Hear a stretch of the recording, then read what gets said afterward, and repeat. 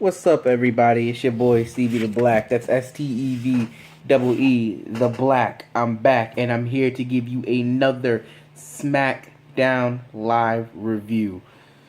Oh man, the last Smackdown before SummerSlam. How did it stand up? How did it stack out against Raw? Well, I'm here to tell you, so let's get to it. Unlike Raw, there was only one B on SmackDown. Other than that, Raw was pretty good. We got 1A, 3 Bs, 2 Cs, and 1 D. I just like last time, always, I'll break it down, tell you what I thought about what match and whatever in each segment, and then I'll give it a whole as a score. Alright, so let's go. So SmackDown kicks off with the Miz TV and Dean Ambrose and Dolph Ziggler. And I must say that they really pushed this storyline as Dolph Ziggler's redemption story, really, as he's trying to regain the title that he won back in 2012, I believe it was. When was WrestleMania 29? I believe it was 2013, when he was last World Heavyweight Champion. And now, Dean, it's kind of weird because you think Dean's kind of degrading Dolph, saying he's not the best, he's not this, he's not that, as acting as a heel. But then Dolph Ziggler responding heelish as a way back too. I mean, he super kicked him out of nowhere, which I guess is payback for when Dean gave him dirty deeds. So it's kind of like, well, who's the heel, who's the face? We don't know, and it doesn't. And that's what makes this great, because you don't know who's what, but they're still telling a great story anyway, and that's what I think why this match should close out SummerSlam. But we all know, because it's Raw, they're going to close off with the Universal Championship. So, unfortunately that. But, so I gave that whole segment an A. I thought it was well and good, planned out, everything. During the commercial break, though, Apollo Crews came out because Miz was talking about him, and he was calling him Creed. So Apollo Crews laid him out, and obviously the match is set, but I believe it's for the pre-show, which is not good for either Crews or the Intercontinental Championship. But hey. Next, we have the 12-man tag team match, and I really didn't watch this, so I zoomed past it. Like I said, I really don't like big man tag team matches because I think they're so boring, and it's just no point to them. So, I mean, what I read, I mean, it was stacked. I mean, like I said, Gable, American Alpha seem to be the only good team right now. I mean, yeah, we got the Usos and the Vaudevillains, but there's no real clear, heel team. I mean, that's a threat. I mean, I should say why, because obviously we got the Ascension and Breezango and what do you call it? The Vaudevillains, but none of them are really a threat. So I mean, unless you have a tag team tournament kind of, and after that, the winner becomes the tag team champions, which I believe it should be the Usos versus the American Alpha. Then that way you can say, oh man, that was a great match, right? Next, we had Naomi versus what did I say? Naomi versus Becky Lynch. Anyway, we had Naomi. She's supposed to take on Eva Marie, but she got stuck in traffic. I mean, it could be true, but I doubt it's not. And so there was no match. Plus, Naomi had a new entrance, and her entrance was weird. She was running around glowing and stuff. It was all weird. So clearly, she's a face again. But her entrance is like, why is she glowing all over the place? It was weird. But anyway, the match never took place. But the fact that they're still saving, Eva Marie, I think it's kind of interesting because it kind of takes me back to when it was Fandango, when he first debuted, and people will say his name, and they would say his name wrong. He's like, because you didn't say my name right, I'm not going to wrestle. So it's kind of like that, what they're doing, keep it interesting. And his first match was actually at WrestleMania, so later on they did set up a, we'll get to that, but Eva Marie will have her first official match at SummerSlam. That's all I can say for right now. So, yeah, there's that. Next, we had Randy Orton versus Heath Slater. If Heath Slater could beat the Viper, he would get a SmackDown Live contract.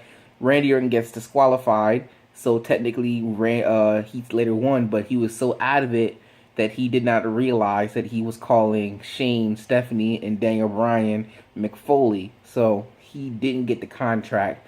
So I guess they're keeping it up for as long as they can, but I have to say, though, if they drag it on for too long, it will get stale. So hopefully, maybe after SummerSlam, Heath Slater will get his contract back. Will get his contract, whether it be Raw or Smack. I think he'll end up on SmackDown either way. I mean, I see no place for him on Raw. I mean, if they do, it'll be kind of interesting because they got Jinder Mahal in there, and they've got the two other members that he was with 3MB with, not 3MB, but Dad, what did his team name used to be? I can't even remember now. The team that he was with Bo Dallas and Curtis Axel. I can't remember the team name. If you remember, just let me know in the comment section down below. Next we had Dean Ambrose taking on Eric Rowan, and it was a pretty good match. I gave it a C+. It was after the match that was weird because Bray Wyatt was watching the whole thing go down, and after the match, after Eric Rowan had lost, he just looked at the mask and he looked really disappointed at Eric Rowan, and he left the mask down and he walked away from him. Now, this could symbolize the end of the Wyatt family, but the Wyatt family's already broken up, and I think it would have been more symbolic, really, if Eric Rowan and Luke Harper and Bray Wyatt walked away, because then you're like, oh man, they're turning his back on Eric Rowan. But Luke Harper is unfortunately still hurt. Like I said, I don't feel the Wyatt family is the Wyatt family without Luke Harper. Obviously, the best member is Bray Wyatt, but the second would be Luke Harper. And without Luke Harper, it just wasn't a Wyatt family to begin with. So, but the Wyatt family has broken up before. But who knows? But I do like what happened though. After Randy Orton, RKO'd and beat up Heath Slater, Bray Wyatt kind of interrupted him, and there's been a rumor going around that there might be a Bray Wyatt, a Randy Orton feud after SummerSlam. So that was indication of anything. We'll see. Next, we have Carmella and Becky Lynch taking on Alexa Bliss and Natalya. Again, I skipped the match, didn't really care. At the end, during the match, Eva Marie finally came out to interrupt them. I guess it cost to give the heels a win, but Naomi came out and prevented that, and allowing Carmella and Becky Lynch to win, thus setting up for a six-man woman tag team match, I guess, at SummerSlam. I think it might be the pre-show.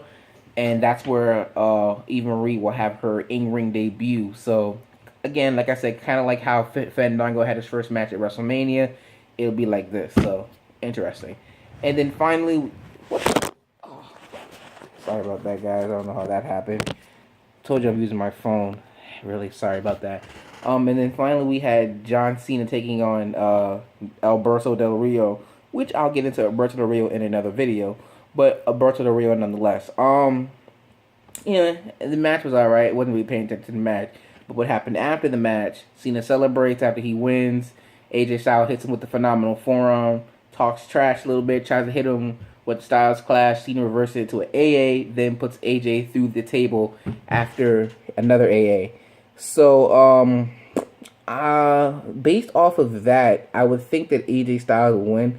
Again, my pay-per-view review of SummerSlam is going to be Friday, so it'll give me a couple more days to think about it. But right now, I'm thinking AJ Styles might win this feud, which a lot of people do agree with.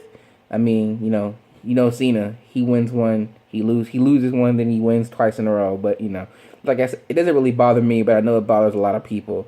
So, and that's how SmackDown was. Was it better than Raw this week? What do I give SmackDown? Like I said yesterday, SmackDown definitely does feel like it's its own different show. And especially with a little addition that's coming to it. And I'm not talking about Kurt Hennings, if that's his name, or Kurt Hawkins, whatever his name is. I'm talking about someone else, the true SmackDown leader, which I'll get into in another video if you have not heard. But other than that, that's it. Again, what do I give SmackDown? I'm going to give it a 7 out of 10. Raw was 6.5, so SmackDown was a 7. I think SmackDown beat out Raw this week. Too many low Ds and not enough good things. And like I said about yesterday with Roman Reigns and Rusev. So again, SummerSlam is this Sunday.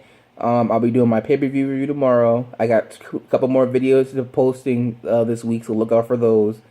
Including 2 breaking news videos are the ones that are coming out. So stay tuned for those. And Monday, look again for my next NFC East team breakdown, which I'll be doing the New York Giants. So I'll be going down their schedule and letting you know what chances they have of winning the East and what chances that they don't have. So that is pretty much been the video for today. So until next time, and if you're not down with that, I've just got 2 words for you. Peace out.